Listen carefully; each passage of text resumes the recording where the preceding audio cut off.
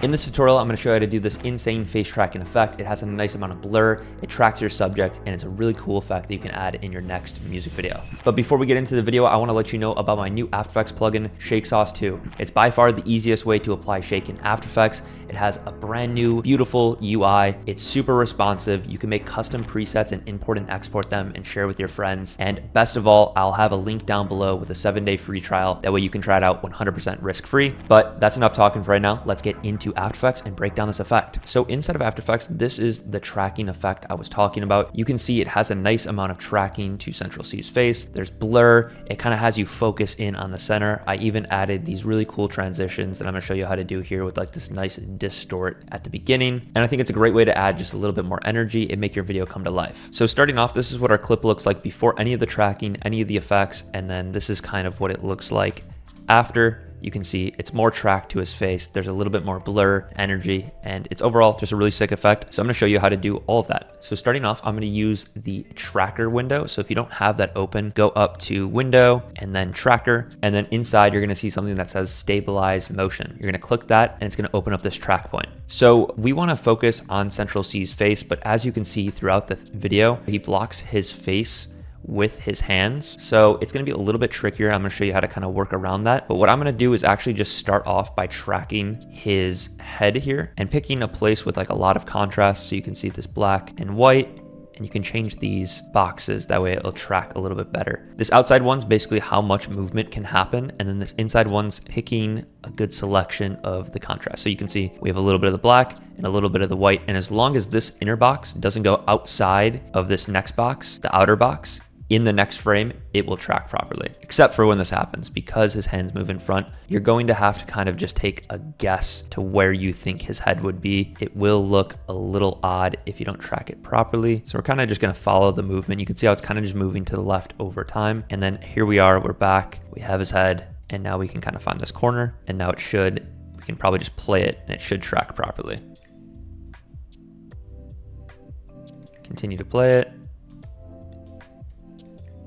And we'll fit it to our size. And overall, I think that's a really good track. You can see how it stays on his head the whole entire time. The only time it kind of messes up here is with his hands, but you can see I kind of just followed the motion that was already happening and it looks pretty good to me. So what we're gonna do is go ahead and click apply. It's gonna ask to apply the dimensions and I'm just gonna press X and Y.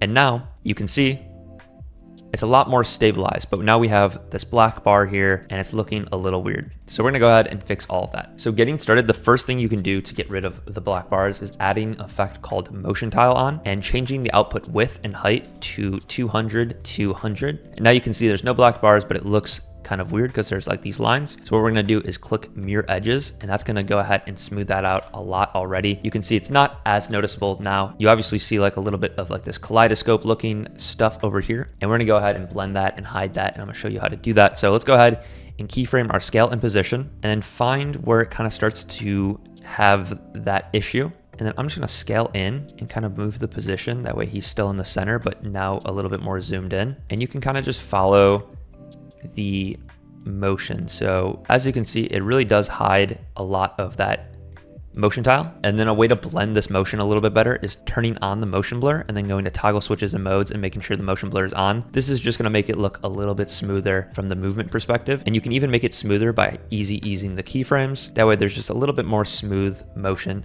And now we have this nice track effect, which looks really, really clean. But to take it to the next level, I'm gonna add a handful of effects on to blend it, make it feel like it has a little bit more intensity, make it feel more of like an effect and less of just like a little tracking. So the first thing I'm gonna add on is an effect called Radial Blur. And what that's gonna do is add this blur kind of in the circle. And I'm gonna track it right in between his eyes. And I'm gonna go ahead and click keyframe on the center and then just go throughout the process, going a handful of frames at a time and just making sure it's always kind of in the center. You can go in between keyframes and kind of just move this around. Depending on how much movement there is in your clip, you might have to do it every 5 frames or every 10, or if it's really stationary, not that much at all. But you can see I'm just going through, kind of updating it and making sure that the focus is on Central C the whole entire time. So then I'm just looking in between these keyframe spots. You can see how there's a dot here and a dot here. I'm gonna go inside it.